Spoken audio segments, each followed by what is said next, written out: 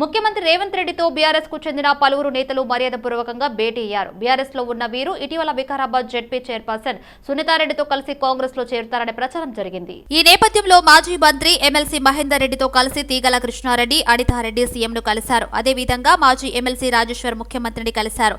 Malakondur MLC Kavvampalli Satyanarayana, GHMC మాజీ mayor Bonthu Rammohan తో కలిసి రాజేశ్వర్ సీఎంను కలిశారు. వీరంతా త్వరలోనే హస్తంగూటికి చేరే అవకాశం ఉన్నట్లు కాంగ్రెస్ వర్గాలు చెబుతున్నాయి.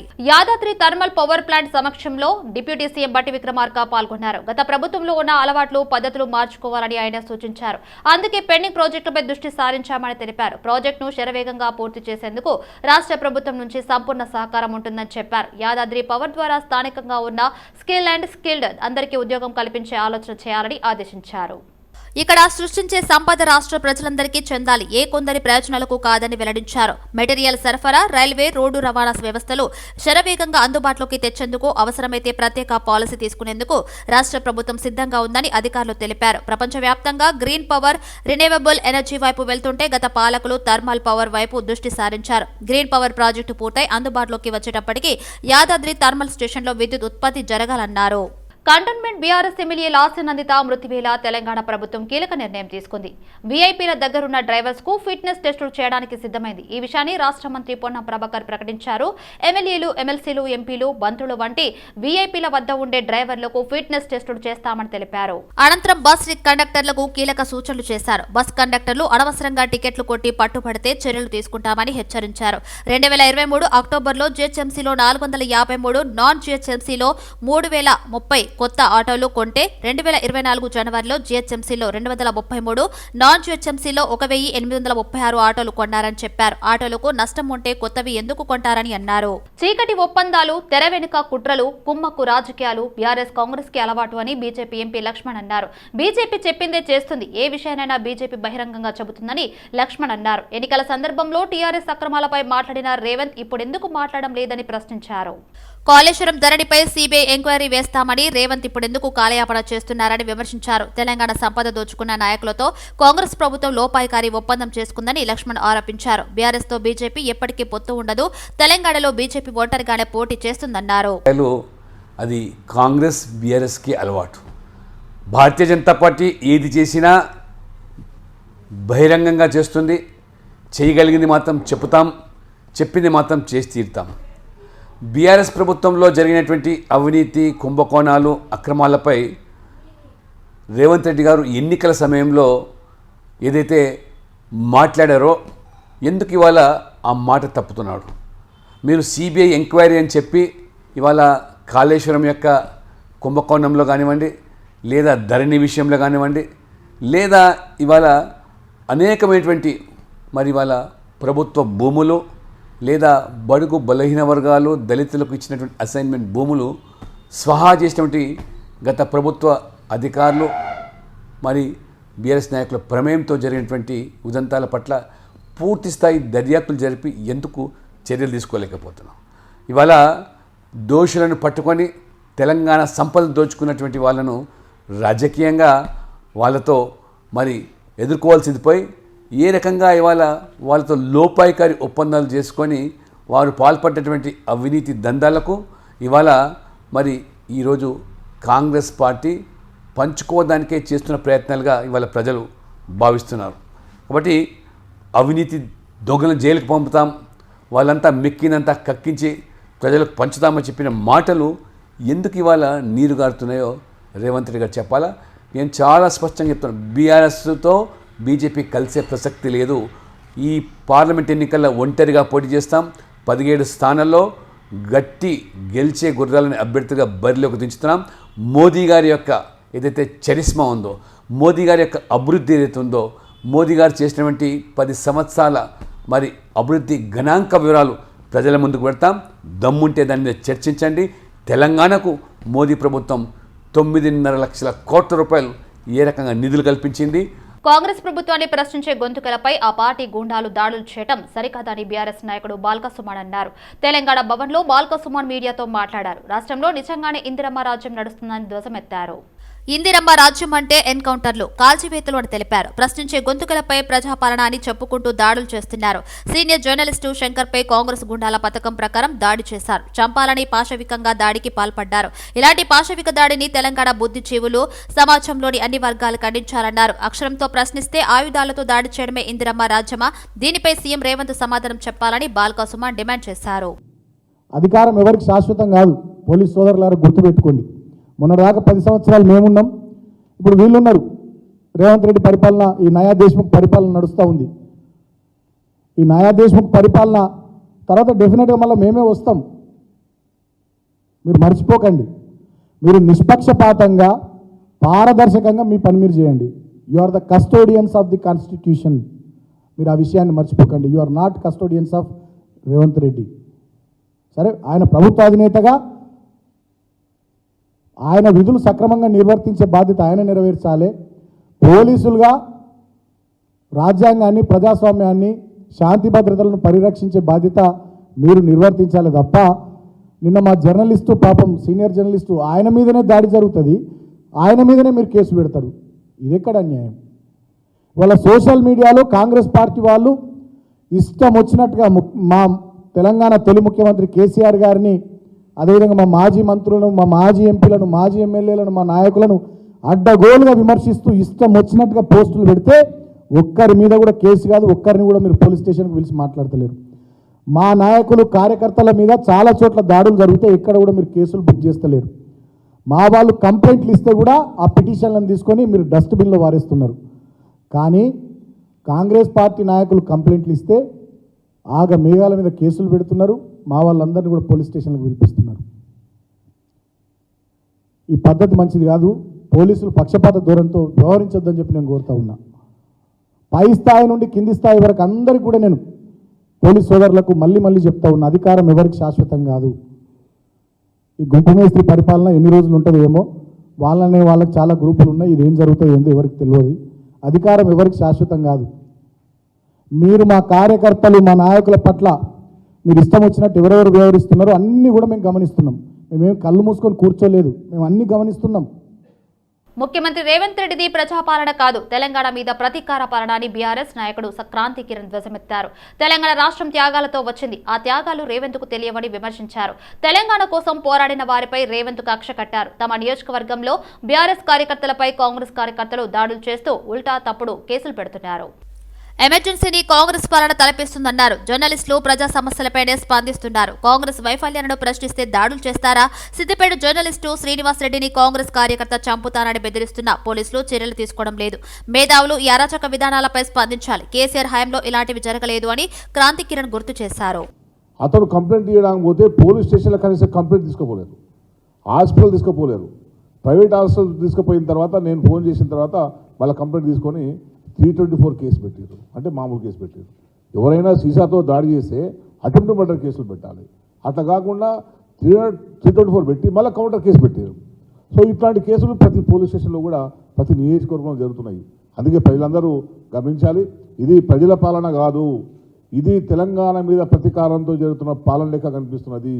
ఈ ప్రభుత్వం ప్రతీకారం తీసుకునే రకంగా ఉన్న తప్పించి ఎక్కడ కూడా ప్రజలకు సుపరిపాలన అందిస్తున్న పరిస్థితి లేదు. ప్రజాస్వామ్యాన్ని కాపాడాల్సిన అవసరం ఉన్నది అని చెప్పి నేను అందరికీ కూడా నేను విజ్ఞప్తి చేసుకుంటూ, నిజంగా తప్పు చేసిన వాళ్ళు ఎవరైనా సరే, మా వాళ్ళైనా ఎవరైనా సరే మీరు కంప్లైంట్ తీసుకోండి. కానీ ఎటువంటి తప్పు లేకుండా కూడా శిక్షించడం అనేది, కేసులు పెట్టడం అనేది మేము దీన్ని తీవ్రంగా ఖండిస్తున్నాం.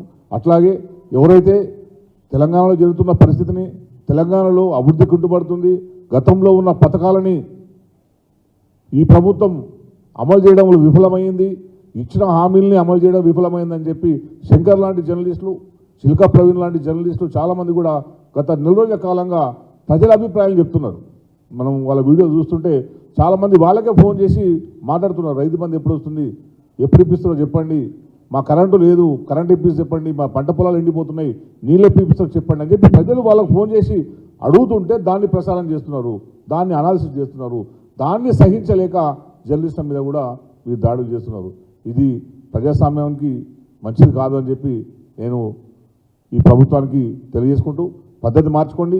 మీకు ప్రభుత్వానికి అవకాశం వచ్చింది, నిజంగా మీకు ప్రజలు అవకాశం ఇచ్చినందుకు ఒక మంచి ప్రభుత్వంగా నిరూపించుకునే ప్రయత్నం చేయడం తప్పించి ఇట్లా ప్రతీకారానికి దిగొద్దు అని చెప్పి నేను అందరికీ తెలియజేసుకుంటూ మరోసారి నేను ఎవరైతే శంకర్ మీద దాడి చేసారో ఇంతకుముందు సుమన్ చెప్పినట్టు ఎవరైతే ఎంతకుముందే రెక్కి చేసారో శంకర్ను ఎక్కడెక్కడ ఫాలో అవుతున్నారు ఎక్కడెక్కడ వెళ్తున్నాడు అనే విషయాన్ని ఆయన మూమెంట్లను దాదాపు వారం రోజుల నుంచే వీళ్ళందరూ కూడా పసిగడుతున్నారు. ఎవరైతే సాయిరాం రెడ్డి ఉన్నాడో అంతకుముందు రోజు ఈ దాడి జరిగిన ముందు రోజు 21వ తేదీ సాయంత్రము అక్కడ ఉన్న టీ షాప్లో సాయిరాం రెడ్డి బీఆర్ఎస్ ఎమ్మెల్యే లాస్యానందిత మరణంపై పీఏ ఆకాష్ స్టేట్మెంట్ రికార్డు చేశారు పాటంచెరు పోలీసులు. మెజిస్ట్రేట్ ముందు ఆయన వాగ్మూలం ఇచ్చారు. ప్రమాదం ఎలా జరిగిందో అర్థం అవ్వట్లేదని చెప్పారు. లాస్యా టిఫిన్ తినడం కోసం వెళ్తామని చెప్పడంతో హోటల్స్ వెతుక్కుంటూ వెళ్లామన్నారు. దర్గా నుంచి హైదరాబాద్ చేరుకున్న తర్వాత లాస్యా కారులో ఉన్న తన అక్క కూతుర్ని ఇంకో కారులో ఎక్కించి తాము పాటంచెరు వైపు బయలుదేరామన్నారు. యాక్సిడెంట్ టైంలో తన మైండ్ బ్లాక్ అయిందని చెప్పారు.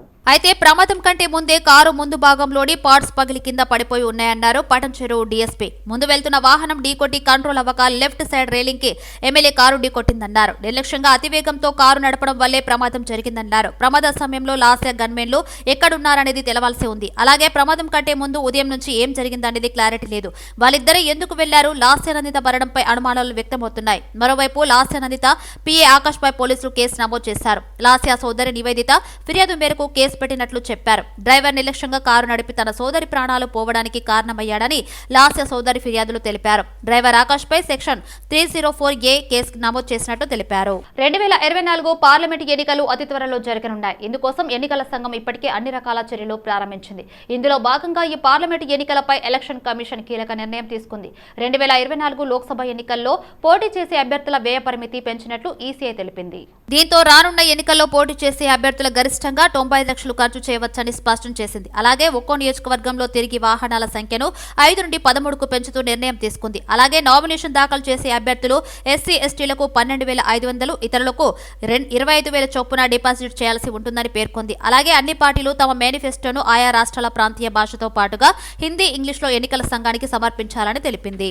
కేంద్రంలో బీజేపీ పార్టీ మూడోసారి అధికారంలోకి రావడం ఖాయమని మల్కజ్గిరి పార్లమెంటు బీజేపీ నేత మాల్కా యశస్వి అన్నారు. విజయ సంకల్ప యాత్ర మల్కజ్గిరి పార్లమెంటు నియోజకవర్గం దాచరం డివిజన్లో బీజేపీ సంకల్ప యాత్రకు బీజేపీ సీనియర్ నాయకుడు మల్కా కుమ్రయ్య భారీ గజమాలతో కేంద్ర మంత్రి రూపాలకి ఘన స్వాగతం పలికారు. సంకల్ప యాత్రలో బీజేపీ నాయకులు మురళీధర్ రావు, ఉప్పల్ మాజీ ఎమ్మెల్యే ప్రభాకర్, మల్కా కుమ్రయ్య, మల్కా యశస్వి పాల్గొన్నారు. రాబోయే పార్లమెంటు ఎన్నికల్లో మూడవసారి నరేంద్ర మోడీ నాయకత్వంలో అధికారంలోకి తీసుకురావడమే లక్ష్యంగా విజయ సంకల్ప యాత్ర చేపట్టామని వారు తెలిపారు. మోడీ గారి నాయకత్వంలో మన విజయ్ సంకల్ప యాత్ర ఎక్కడైతే నాగోల్ రింగ్ రోడ్ నుంచి వినాయక్ నగర్ వరకు వెళ్తుందో వందల మంది మల్కా కుమ్రయ్య గారు వారి కార్యకర్తలు బీజేపీ కార్యకర్తలు అందరూ వచ్చి చాలా పెద్ద సక్సెస్ చేయడం అవుతుంది. ఇవాళ ఈ నాచారం దగ్గర కొన్ని వేల మంది వచ్చి గజమాలలు కానీ పూలు కానీ వేసి మోదీ గారి నాయకత్వం మూడోసారి రావాలని చెప్పి అయితే పాదయాత్ర కుమ్రయ్య గారు కూడా స్టార్ట్ చేసిరో చాలా పెద్ద సక్సెస్ అయింది. అండ్ ఇవాళ మేమందరం దీనిలో పాల్గొనడం చాలా ఆనందంగా ఉంది. అండ్ అందరికీ ధన్యవాదాలు. అందరూ ముందుకెళ్తూ మేడ్చల్ వెళ్తుంది యాత్ర, తర్వాత కుక్కట్పల్లి వెళ్ళి మల్కాజ్గిరి పార్లమెంట్ దాటి వెళ్తుంది. దీని పెద్ద సక్సెస్ ఇవాళ సక్సెస్ అయింది. రేపు కూడా అందరినీ సక్సెస్ చేయాలని కోరుకుంటున్నాం. ఉస్మానియా యూనివర్సిటీలోని ఆర్ట్స్ కళాశాల వద్ద గురు సంత్ రవిదాస్ జయంతి కార్యక్రమాన్ని ఘనంగా నిర్వహించారు. ఈ సందర్భంగా పలువురు విద్యార్థి నాయకులు పాల్గొని గురు సంత్ రవిదాస్ చిత్రపటానికి పూలమాలలు వేసి నివాళులర్పించారు. రవిదాస్ ఆశయాల కోసం ప్రతి ఒక్కరూ కృషి చేయాలని తెలిపారు. కార్యక్రమంలో విద్యార్థి నాయకులు సుమంత్, తాలా అజయ్, బలికొండ నరసింహ తదితరులు పాల్గొన్నారు. మన సమాజంలో షేర్ చేయడమే కాకుండా ముఖ్యంగా అణగారిన వర్గాలన్నిటికీ ఆయన ఏమని చెప్పిండంటే కులం అనేది ఉండొద్దు ఈ దేశంలో అని చెప్పిండు. మరి ముఖ్యంగా సతీ సహగమనము ఇలాంటి ఆచారాలన్నిటికీ ఆయన నిప్పు పెట్టాలని చెప్పిండు. కాబట్టి ముఖ్యంగా మన జాతిలో పుట్టిన కాబట్టి ఎవరు సంతరావదాస్ అంటేనా ఈయనను మనం అందరికీ ఒక జనరలైజ్డ్గా ఈ సంతరావదాస్ని మన అందరి సమాజానికి సౌత్ ఇండియాలో పరిచయం చేయాల్సిన అవసరం ఉంది.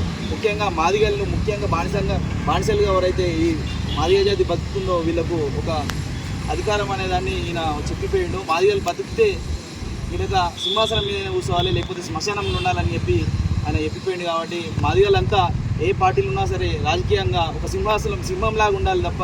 వెంకటేశ్వర స్వామి దయామహేశ్వరం నియోజకవర్గం ప్రజలందరిపై ఉండాలని ఆకాంక్షించారు కాంగ్రెస్ ఇన్ఛార్జి మాజీ ఎమ్మెల్యే కిచ్చన్నగారి లక్ష్మారెడ్డి. కందుకూరు మండలం పులిమామిడి గ్రామంలో చీకటి వెంకటేశ్వర స్వామి కళ్యాణోత్సవానికి ముఖ్య అతిథిగా హాజరయ్యారు. ఈ సందర్భంగా ఆలయ కమిటీ సభ్యులు కేఎల్ఆర్ ఘనంగా సన్మానించారు. కొత్తగా ఏర్పడిన కాంగ్రెస్ ప్రభుత్వంపై స్వామివారి కృప ఉండాలని కోరుకున్నారు. త్వరలోనే మరో 2 గ్యారంటీలను అమలు చేస్తామన్నారు. వచ్చే పార్లమెంటు ఎన్నికల్లోనూ కేంద్రంలో కాంగ్రెస్ అధికారంలో లోకి రావాలని భగవంతుని కోరుకున్నారు కేఎల్ఆర్. ఈ కార్యక్రమంలో మహేశ్వరం నియోజకవర్గం కాంగ్రెస్ సీనియర్ నాయకులు జగ్గారెడ్డి, కృష్ణానాయక్, పాండురంగారెడ్డి, సత్యనారాయణ, రాకేష్, మల్లేష్, కాకి, ఈశ్వర్, కూన యాదయ్య, నరసింహ, నిరంజన్, పాండు, రాణా ప్రతాప్, వెంకటరామరెడ్డి, శేఖర్ సహా ఆలయ కమిటీ సభ్యులు, కార్యకర్తలు పెద్ద సంఖ్యలో పాల్గొన్నారు. హైదరాబాద్ ఉప్పల్ బీజేపీ విజయ సంకల్ప యాత్ర నాగోల్ నుండి ప్రారంభమై ఉప్పల్ మీదుగా రామంతాపూర్ కు చేరుకుంది. కేంద్ర మంత్రి పురుషోత్తం రూపాల ఆటో డ్రైవర్ల సమస్యలు పరిష్కారం చేయాలని ఆటోలో ఉప్పల్ నుండి రామంతాపూర్ వరకు ప్రయాణం చేశారు.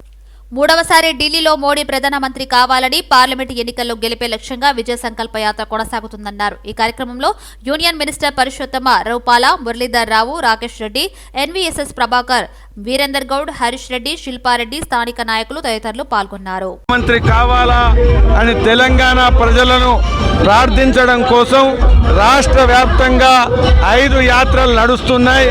అందులో భాగంగా మల్కాజిగిరిలో, ఉప్పల్లో ఈరోజు నడుస్తున్నటువంటి యాత్రకు కేంద్ర మంత్రి పురుషోత్తం రూపాల గారు ఈ యొక్క యాత్రలో నాయకత్వం వహిస్తున్నారు. దేశ భద్రతకు కానీ, సంక్షేమం కానీ, మహిళా సాధికారతకు కానీ, అవినీతి రహిత రాజకీయాలకు కానీ, కుటుంబ రాజకీయాలకు అంతం పలకడం కానీ, తెలంగాణ అభివృద్ధికి కానీ అన్నిటికీ నరేంద్ర మోదీ గారికి పట్టం కడితే మనం ఖచ్చితంగా దేశాన్ని విశ్వగురు స్థానానికి తీసుకెళ్లి అభివృద్ధి చెందిన దేశంగా మనం స్థిరపరచగలుగుతామని ఈ యాత్ర ద్వారా మేము అప్పీల్ చేస్తున్నాం. మార్చి 2 వరకు రాష్ట్ర వ్యాప్తంగా 119 నియోజకవర్గాల్లో ఈ యాత్రలు నడవబోతున్నాయి. రోడ్ షోలు, అదేవిధంగా కార్నర్ మీటింగులు, అదేవిధంగా జనసభలు ఇవి నిర్వహించబోతున్నాం. మేడ్చల్ జిల్లా షామీర్పేట్ మండలంలోని తుమ్ముకుంట మున్సిపాలిటీ నూతన కమిషనర్ గా వెంకట గోపాల్ బాధ్యతలు స్వీకరించారు. ఆయన్ని మర్యాదపూర్వకంగా కలిసి శాల్వతో సన్మానించి స్వాగతం పలికారు. ఈ కార్యక్రమంలో 8వ వార్డు కౌన్సిలర్ సురేష్, 11వ వార్డు కౌన్సిలర్ నరసింహరావు గౌడ్, 15వ ward councillor Haribabu, Congress party senior నాయకుడు భరత్ సింగ్ తదితరులు పాల్గొన్నారు. తెలంగాణ రాష్ట్ర ప్రణాళిక సంఘం ఉపాధ్యక్షులుగా మాజీ మంత్రి డాక్టర్ జి చిన్నారెడ్డిని రాష్ట్ర ప్రభుత్వం నియమించింది. రాష్ట్ర ప్రభుత్వం జి చిన్నారెడ్డికి కేబినెట్ హోదా కల్పించింది. సీఎం రేవంత్ రెడ్డి నిర్ణయం మేరకు రాష్ట్ర ప్రభుత్వ ప్రధాన కార్యదర్శి శాంతికుమారి ఉత్తర్వులు జారీ చేశారు. ఈ ఉత్తర్వులు వెంటనే అమల్లోకి వస్తాయని జీవో పేర్కొన్నారు. రాబోయే పార్లమెంట్ ఎలక్షన్లో మెదక్ పార్లమెంట్ స్థానంపై కమలం పువ్వు జెండా ఎగరవేస్తామని కేంద్ర మంత్రి అశ్విని కుమార్ చౌబే అన్నారు. బీజేపీ విజయ సంకల్ప యాత్రలో భాగంగా పడ్డంచెరులో సంగారెడ్డి జిల్లా అధ్యక్షురాలు గోదావరి అంజిరెడ్డి ఆధ్వర్యంలో ఏర్పాటు చేసిన సభలో పాల్గొన్నారు. ప్రధాని నరేంద్ర మోడీ నాయకత్వంలో భారతదేశం అన్ని రంగాలలో అభివృద్ధిలో దూసుకుపోతుందని అశ్విని కుమార్ చౌబే అన్నారు. దేశంలో మోదీ అభివృద్ధి చూసి యావత్ ప్రపంచమే భారతదేశం ముందు మోకరిల్లుతుందన్నారు. భారత్ జోడో యాత్ర పేరుతో రాహుల్ గాంధీ భారత్ జోడో యాత్ర చేస్తున్నారని, రాహుల్ గాంధీ ఒక పప్పు అని చౌబే అన్నారు. కాంగ్రెస్ పార్టీ 6 గ్యారంటీల పేరుతో అబద్దాలు చెప్పి అధికారంలోకి వచ్చిందని దుబ్బాక మాజీ ఎమ్మెల్యే రఘునందన్ రావు అన్నారు. వచ్చే పార్లమెంటు ఎలక్షన్లో కమలం పువ్వు గుర్తుకు ఓటు వేసి గెలిపించాలని కోరారు. भारतीय जनता पार्टी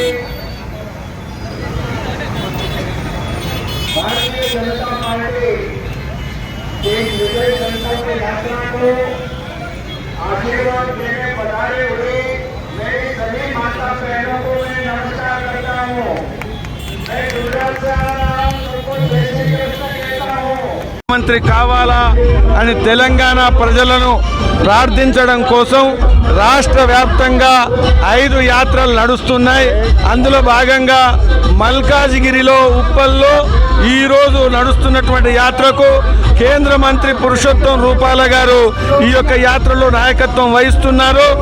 దేశ భద్రతకు కానీ, సంక్షేమం కానీ, మహిళా సాధికారతకు కానీ, అవినీతి రహిత రాజకీయాలకు కానీ, కుటుంబ రాజకీయాలకు అంతం పలకడం కానీ, తెలంగాణ అభివృద్ధికి కానీ అన్నిటికీ నరేంద్ర మోదీ గారికి పట్టం కడితే మనం ఖచ్చితంగా దేశాన్ని విశ్వగురు స్థానానికి తీసుకెళ్లి అభివృద్ధి చెందిన దేశంగా మనం స్థిరపరచగలుగుతామని ఈ యాత్ర ద్వారా మేము అప్పీల్ చేస్తున్నాం. ట్రాఫిక్ నిబంధనల ఉల్లంఘనపై నల్లకుంట ట్రాఫిక్ పోలీసులు ప్లకార్డులతో వాహనదారులు అవగాహన కల్పిస్తున్నారు. Sultanabad traffic ACP Sampath Kumar, CI Srinivasulu సంయుక్తంగా సికింద్రాబాద్ ఆలుగడ్డ బావి చౌరస్తాలో ఉల్లంఘనపై స్పెషల్ డ్రైవ్ నిర్వహించారు.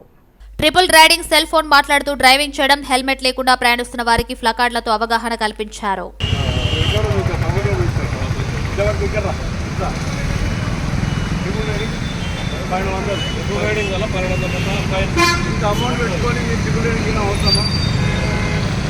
తనకు ల్యాబ్ గ్రోన్ డైమండ్ జ్యువెలరీ అంటే తనకు ఎంతో ఇష్టమని, స్వచ్ఛమైన డైమండ్లకు ఏమాత్రం తీసిపోకుండా తక్కువ డబ్బులతో ఎక్కువ జ్యువెలరీని తీసుకోవచ్చని సినీ హీరో మహేష్ బాబు సోదరి నటి మంజుల ఘట్టమనేని అన్నారు. నగరంలో నూతనంగా ఏర్పాటు చేసిన డైమండ్ స్టోర్ ను నటి మంజుల ఘట్టమనేని ప్రారంభించారు. తనకు డైమండ్ జ్యువెలరీ అంటే ఎంతో ఇష్టమైనప్పటికీ వాటిని చాలా జాగ్రత్తగా చూసుకోవాల్సిన అవసరం ఉండేదని, కానీ డైమండ్ వల్ల ఎక్కువగా రకాలను తీసుకునే వెసులుబాటు ఉంటుందని అన్నారు. ఒక డైమండ్ తయారు కావాలంటే సహజ వనరులను ఎంతో పాడు చేయాల్సి ఉంటుందని, అలా కాకుండా డైమండ్స్ వల్ల పర్యావరణానికి కూడా మేలు జరుగుతుందని అన్నారు. ఇలాంటి డైమండ్స్ అంటే తనకు ఎంతో ఇష్టమని ఆమె అన్నారు. హైదరాబాద్ లో ఇంత పెద్ద స్థాయిలో స్టోర్ ఏర్పాటు కావడం తనకు ఎంతో ఆనందంగా ఉందని అన్నారు. డైమండ్ రంగంలో ఒక కొత్త రెవల్యూషన్ తీసుకొచ్చింది ల్యాబ్ గ్రోన్ జ్యువెలరీ అని ఫ్యాషన్ డిజైనర్ శిల్పారెడ్డి అన్నారు. ప్రకృతికి హాని చేయకుండా ల్యాబ్ లో మనకు నచ్చిన విధంగా దీన్ని తయారు చేయడం గొప్ప విషయం అన్నారు. దీనివల్ల పర్యావరణానికి కూడా ఎంతో మేలు జరుగుతుందని అన్నారు. ఈ కార్యక్రమంలో నిర్వాహకులు రాజా, అఖిల్, ప్రియా తదితరులు పాల్గొన్నారు.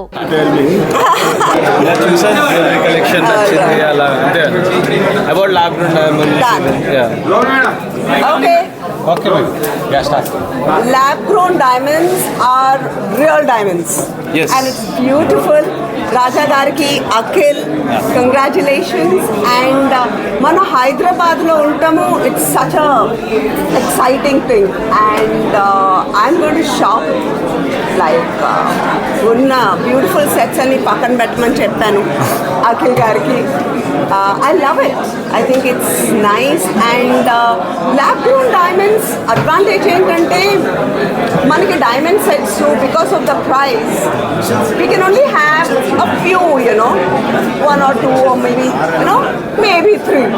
But అండ్ ఇది డైమండ్స్లోని ఒక కొత్త రెవల్యూషన్ని తెచ్చింది. ఎంతమందికి తెలుసో లేదో డైమండ్స్ని చాలా క్రూయల్గా మైండ్ చేయడం జరుగుతుంది ఆఫ్రికాలో అండ్ మెనీ అదర్ ప్లేసెస్. అందుకే చాలామంది డైమండ్స్ని బ్లడ్ డైమండ్స్ కూడా అంటూ ఉంటారు. But this is a revolutionary step towards diamond jewellery. ల్యాబ్లో తయారు చేసి ప్రకృతికి హాని కలగకుండా డీప్గా మైనింగ్ చేసి మన ల్యాండ్ని నాశనం చేయకుండా, అలాగే to make women happy because women ఏమంటారు ఆడవాళ్ళు అలంకరణ ప్రియులు. అరౌండ్ 8 to 10 lakhs వరకు ఉంటాయి. ఇంకా దీంట్లో మనకి జస్ట్ 79,999 అండ్ 69,999 మాత్రమే దొరుకుతాయి. సో దాని ప్రైస్ వేరియేషన్ చూసుకుంటే మీరు ఇదేంటి మీకు ఇప్పుడు ఎఫర్ట్ డైమండ్ అంటే అందరికీ ఆల్ లేడీస్కి ఇష్టం, కానీ ఇదేంటి మేబీ వాళ్ళు తీసుకోలేకపోయిన వాళ్ళకు కూడా ఇది ఒక మంచి ఆప్షన్. ఎందుకంటే ఇది ప్లస్ IGI సర్టిఫికేషన్తో వస్తాయి. సో మీకు దీని ఏమంటారు అథెంటిసిటీ గురించి మీరు ఏమీ కంగారు పడక్కర్లేదు. ఎందుకంటే ఇంకా every single stone is IGI certified. Road ప్రమాదంలో యువ ఎమ్మెల్యే లాస్యానందిత మృతి చెందిన ఘటన మరొక ముందు హైదరాబాద్ నార్సింగ్ పోలీస్ స్టేషన్ పరిధిలో మరో ప్రమాదం జరిగింది. అతి వేగం కారణంగా కారు అదుపు తప్పి గోల్కొండ తారామతి వద్ద డివైనర్ ను ఢీకొట్టింది. ఈ ప్రమాదంలో ఓ వ్యక్తి తీవ్రంగా గాయపడ్డారు. ఘటన స్థలానికి చేరుకున్న పోలీసులు చికిత్స నిమిత్తం గాయపడ్డ వ్యక్తిని స్థానిక ఆసుపత్రికి తరలించారు. అనంతరం ఘటనపై కేసు నమోదు చేసుకున్న పోలీసులు దర్యాప్తు చేస్తున్నారు.